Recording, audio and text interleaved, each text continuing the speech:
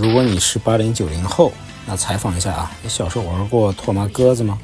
就是这个东西，一个电子宠物，它差不多是一个鸡蛋大小，里头住着一个像素小宠物，上面有3个按钮，你呢就用这3个按钮来盘它。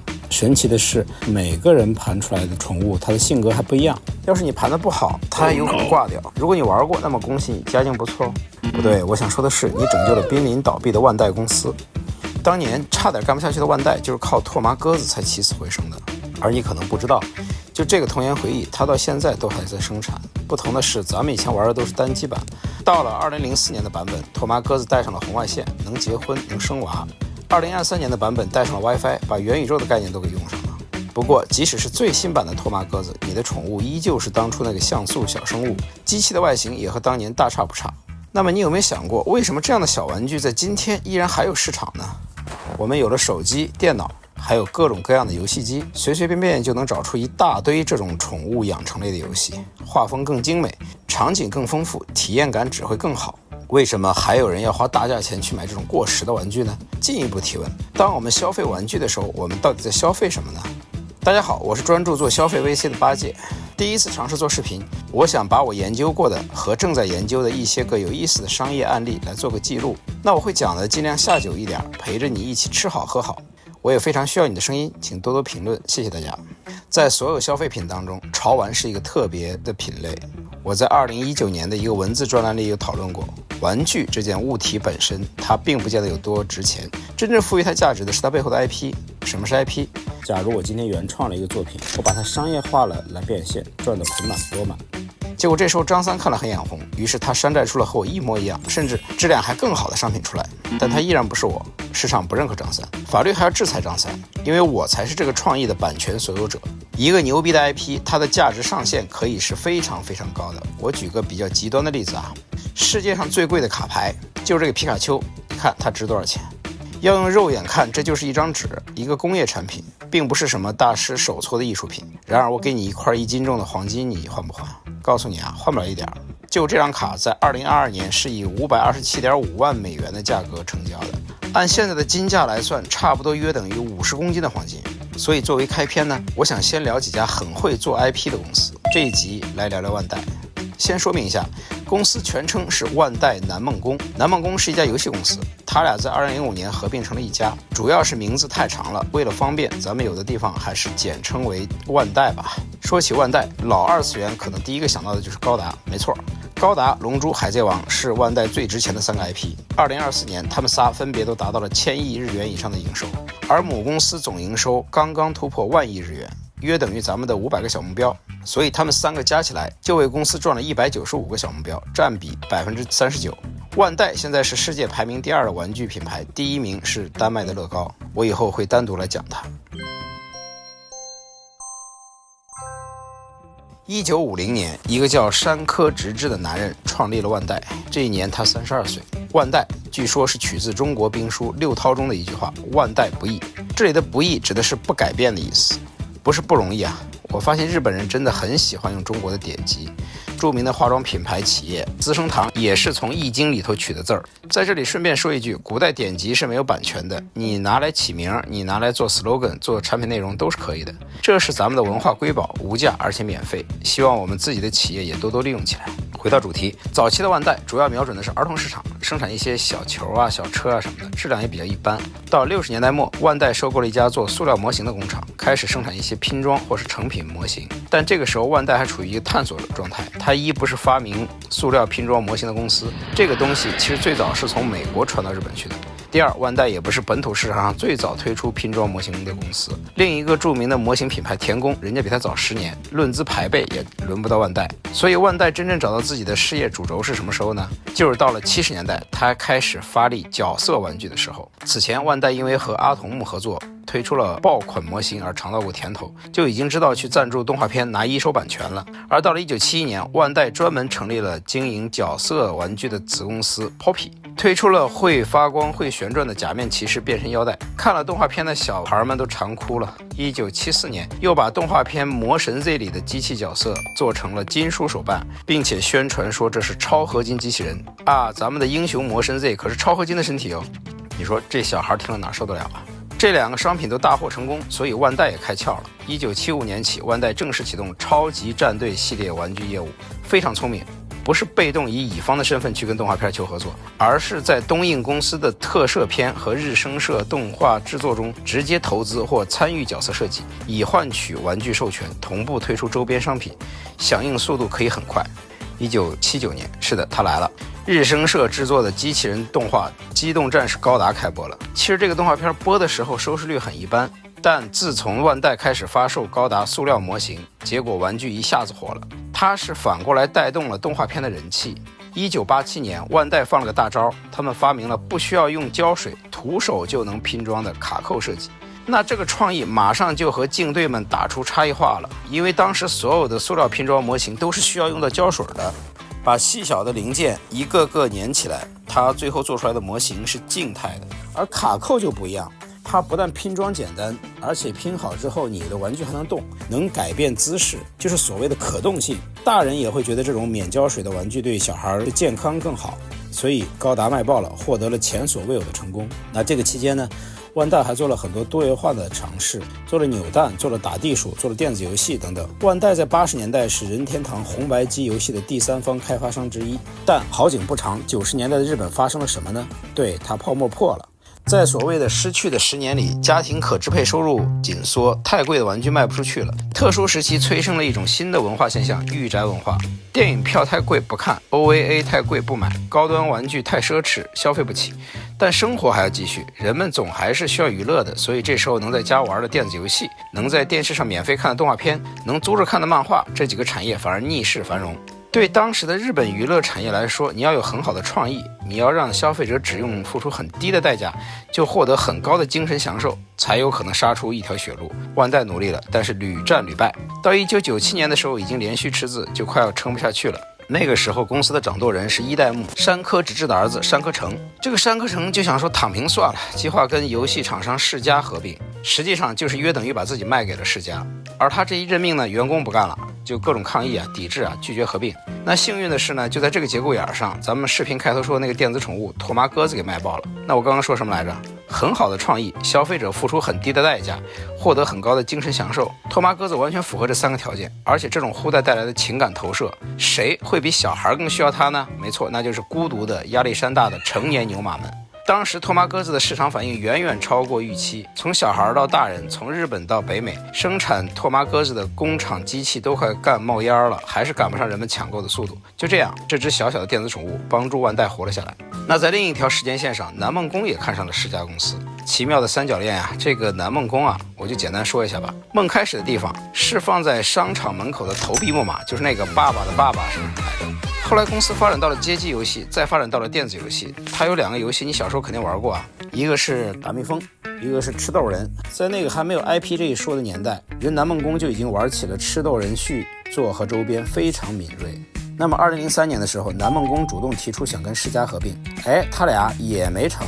世嘉最后看上了做老虎机的 Sammy， 蓦然回首，那人却在灯火阑珊处。兜兜转转过后，2005年，万代和南梦宫最终走到了一起。高达是他俩的媒人，以前万代自己做不了游戏，必须得找外包。这不要开发 PS2 上面的高达游戏吗？就找到南梦宫了，俩人一起做游戏啊，因戏生情。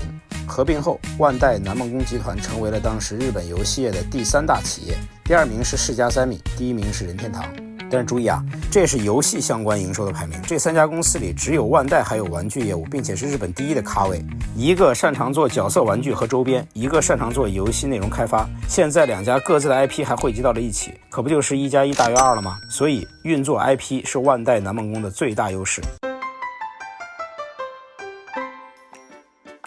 那接下来我们就盘点一下他手上都有哪些爆款 IP。在长期发展中，万代南梦宫构建了庞大的 IP 体系，这里面有些是自己的原创，有些是通过外部授权引入的。先来说原创，那最具代表性的肯定就是高达了，还记得吗？高达最早是日升社制作的动画，是因为万代的模型火了，才反哺了动画片的人气。万代后来在1994年直接把日升社给收购了，但实际上高达的商业版权主要是控制在一个广告公司创通手里的。到了2020年，万代又把创通收购了以后，才算是真正拿到了高达 IP 的全部版权。截至2019年，也就是高达40周年的时候，高达塑料模型累计总出货量已经突破了5亿个。高达也是公司游戏业务的重要题材，从红白机时代开始就发行过各种动作策略格斗游戏，近年还有高达无双、高达 VS 等系列，主要活跃在家用游戏机和街机平台。高达 IP 开创了日本内容产业的跨媒体矩阵先例，各种娱乐媒体只有你想不到，没有万代满足不了的。除了模型和游戏之外，还延伸了超过50部动画影视作品和无数小说、漫画、音乐专辑等等。以市场来说，高达的主战场还是日本本土，每年模型销量大约有70%都是来自于日本国内的贡献。经过40多年的经营，高达已经从男孩子向的机甲动漫成长为跨年龄层的文化符号。粉丝既包括最早入坑的中年人，也在不断吸收新的年轻人。就算你不是高达粉丝，你至少也是知道这个 IP 的。相比之下，在中国市场，高达就显得小众了一些。由于历史和文化差异，早期大陆观众对高达的认知有限，只有香港和台湾地区在80到90年代通过译制片比较早的接触了高达这个中文名，其实就是个港译，后来就统一这么叫了。台湾叫钢弹，差不多是在千禧年之后，大陆才正式引入了高达动画。但就算是成功发展了一部分 ACG 爱好者成为粉丝，也没替万代赚到多少钱，因为市场上盗版玩具太猖獗了，而且就算用户想买正版，它也没什么靠谱渠道。直到2010年，高达更加重视中国市场了，才开始有了一系列布局。因此，高达在中国粉丝群体特点和日本是不同的。一是年龄层偏高，核心消费群主要是80后、90后的男性，他们小时候通过盗版碟片或动画频道接触到高达，如今有了一定消费力，愿意为情怀买单。二是粉丝基础相对还是有限，但没有像日本那样广泛的全民认知度。尽管如此，高达仍然是万代最赚钱的 IP， 且在中国市场还有很大的发展空间。数码宝贝这个 IP 是怎么来的呢？咱们又要 Q 到拓麻鸽子了。1997年，在拓麻鸽子火了之后，万代就赶紧推出了针对男孩子的电子宠物数码怪兽。特点就是除了可以撸之外，还设计了战斗元素。也是玩具成功了之后，万代找到东映动画公司合作，在1999年推出数码宝贝的电视动画。到底是资本定制，这种培育加战斗的设定，那可太适合变现了呀。随后，数码宝贝就丝滑成为跨媒体 IP， 发行了主题电子游戏、卡牌、漫画，并持续推出动画新作和剧场版。以全球影响力来说，虽然数码宝贝跟和它很像的宝可梦 IP 还有不小的差距，但在日本和亚洲还是拥有不少的粉丝基础的。铁拳，这是南梦宫1994年推出的 3D 格斗游戏系列最卖座的游戏 IP 之一。截至2024年，铁拳系列全球累计销量超过了5800万套，仅次于任天堂的大乱斗和卡普空的街头霸王，是世界格斗游戏的 Top 3。太鼓达人，这是南梦宫一个音乐游戏 IP， 最早是在街机上出现，玩家随着音乐节奏来敲击模拟太鼓。太鼓达人没有复杂的剧情或角色形象，但它有2只很可爱的吉祥物。你看这个造型，天然就很适合做成抱枕。吃豆人，南梦宫的经典游戏 IP， 虽然早期没有什么剧情可言，但公司还是想方设法尝试了一些拓展吃豆人形象价值的事儿，像是制作动画片。据说由好莱坞操刀的吃豆人大电影将会在吃豆人45周年，也就是今年上映，我还挺想看的，不知道会不会跳票啊。扭蛋也算一个，这也可以说是盲盒的鼻祖了吧。虽然现在也有别的厂牌推出扭蛋类产品，但万代的 Gashbon 是原创，且有着过半数的市场占有率，几乎就是扭蛋的代名词。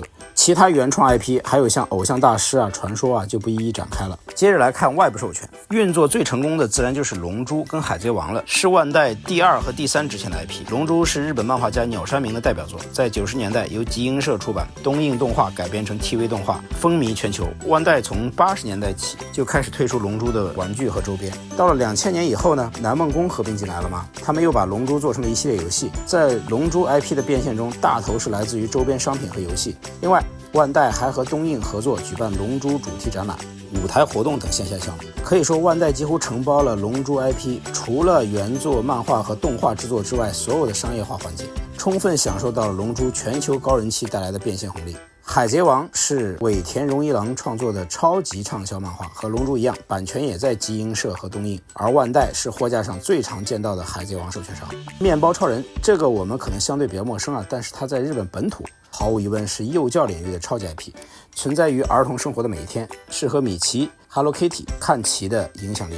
它的主角是一个长着红豆面包脑袋的披风英雄的形象，配角们也都是吐司、餐包、菠萝包。这是菠萝包吗？看着像，我也不知道总之角色都是各种好吃的，当然也有细菌人这种反派。面向幼儿向 IP， 面包超人的商业模式和前面那些 IP 是不太一样的，因为其目标受众是0到6岁儿童及家庭。除了玩具之外，万代还开发生活用品、教育用品，甚至滑梯、秋千等大型玩具设备，并且所有产品都要应用更严格的婴幼儿安全标准。之所以专门提到面包超人这个 IP， 是因为这部动画片在去年，也就是2024年才首次正式进入了大陆市场，动画版权总代理是上海新创华公司。目前国内视频平台已经能看到面包超人第一季的50集了，而这部动画一共有1600多集。中国的小朋友一旦入坑，未来这一 IP 还不知道会有多大的潜力。想想小猪佩奇吧，那么对万代来说，这将是一个崭新的巨大的市场。其他外部 IP 还包括火影忍者、假面骑士、奥特曼、鬼灭之刃等等等等，非常多。那你看啊，以上的 IP 版图涵盖了 Jump 系漫画、特摄英雄、国民动画等各个领域的顶流作品，所以在产业生态中，万代自然就拥有着极强的跨界合作能力和强势议价权。日本国内几乎没有一家动漫游戏相关企业可以绕开万代，要么共同开发产品，要么被万代部分持股，要么作为供应商或是渠道伙伴。万代与版权方通常也能够保持良好的合作关系，甚至会通过资本合作巩固这种互利共生的绑定。比如万代和集英社在中国成立了合资公司集英万梦，专门运营海贼王等 Jump 系 IP 在中国的授权业务。再比如奥特曼的版权归属是远古之作，但是万代在这家公司持股 49%， 是第二大股东，自然享有商品发行绝对的优先权。这种模式让万代无需亲自原创每一个热门内容，也能借助外部 IP 的号召力壮大自己的产品帝国。一言以蔽之，万代南梦宫的核心战略可以概括为 IP 轴战略，就是说以一个个的 IP 为轴心，让内容本身与各种各样的消费品高度协同，形成圆满的商业闭环。这个高度协同是什么意思呢？其实就是一鱼多吃。所谓一鱼多吃，就是内容与周边要尽可能的同步推出，好让用户赶在最上头的时候激情下单，上游戏的时候赶紧推动画，上动画的时候赶紧推周边。总之就是抓紧这波热度，充分释放 IP 价值。举个例子说，假面骑士的新剧是每年秋季开播嘛，那你这个变身腰带的周边是不是夏天就要提前备货啊？等到动画片一播，立马同步上市。这就要求公司内部要有一套高效的流程，一个 IP 要集团一体的来运营。此外，公司利用自身产品线广博的优势，能够实施线上线下联动。线上有动画、漫画、游戏，线下有模型、玩具、活动，彼此互相引流，循环变现。这种模式现在有个很时髦的词儿叫组合拳。怎么说来的？他们找到了一个 IP 抓手，干内容的和干变现的一起对齐了颗粒度，形成了一套组合拳，打通了底层逻辑，形成了闭环矩阵。对，就是这么回事。那万代的这套模式对其他企业甚至其他行业来说是可以复制的吗？这个一要看具体的市场情况，二要看公司是否有足够的实力去调动大量资源。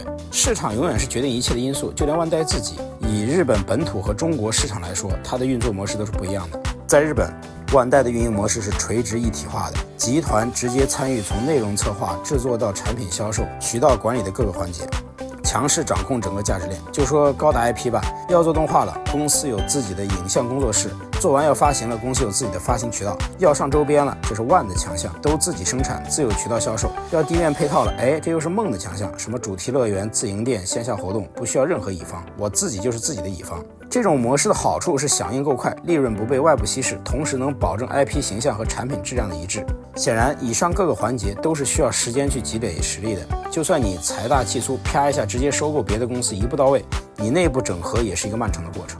那在中国就不一样了，万代更多采用的是合资授权加本地代理的模式。一方面，中国对出版物、影视、游戏有分级审批制度，外国公司直接运作必然水土不服，你得跟熟悉本地文化、法规和渠道的本地企业合作。比方说像手游，你万代自己是拿不下来游戏版号的，你得找腾讯、朝夕光年这样的公司来合作发行。线下大型设施得找本地地产或者文旅企业合资。另一方面，中国幅员辽阔，不同地区市场差异很大，万代自己的渠道不可能覆盖得过来，就需要借助现有成熟的经销商网络。因此销售这块也得跟国内代理商合作。这种模式虽然会牺牲一部分利润分成，但也换来了规模和合规优势。毕竟中国的市场太大了，竞争也太激烈了，这种模式反而有利于分散风险。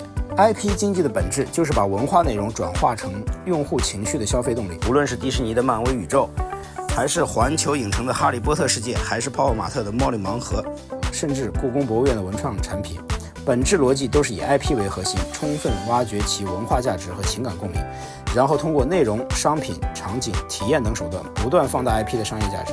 从万代的案例中，我们可以总结出 IP 轴战略最考验企业的3件事。第第一是 IP 强度，你有没有一呼百应的情感资产，能否持续产出新内容维系热度，你是否持有或者能长期锁定核心版权。因为版权不稳而为他人做嫁衣的例子太多了，不仅仅是娱乐产业，这种事情各行各业都存在。第二个是市场底盘，你是否有足够忠诚的消费群体愿意为正版溢价买单，你的渠道是否能够有效触达这些群体，你是否有可行方案去解决目标市场可能存在的文化障碍跟合规问题。第三个是组织实力，你的内容、商品、渠道团队能否做到高效协同，你的财务、法务、IT 能不能支持多 BU 同步决策，你的供应链是否强大，这决定了一个优秀创意的落地速度和落地质量。大多数企业要么缺 IP， 要么缺矩阵，要么缺多市场经验。万代能把一鱼多吃做到极致，是靠几十年累积的 IP 深度、组织韧性与跨地域实战。而任何想要复制 IP 成功学的公司，都必须先回答上面3个问题。即使手里有条鱼，它的生命周期和版权归属都是和鱼本身同样重要的变现条件因素，需要充分确定，否则热度一过，库存和版权费就会把你拖进深渊。好，感谢你陪我一起看到这里。虽然我主要讨论的是商业案例，看起来好像很to B，但作为消费者，我们越知彼就越会理性。那如果你有什么感兴趣的、想了解的行业或公司，欢迎到评论区留言，我会认真看的。那今天就先到这里，拜拜。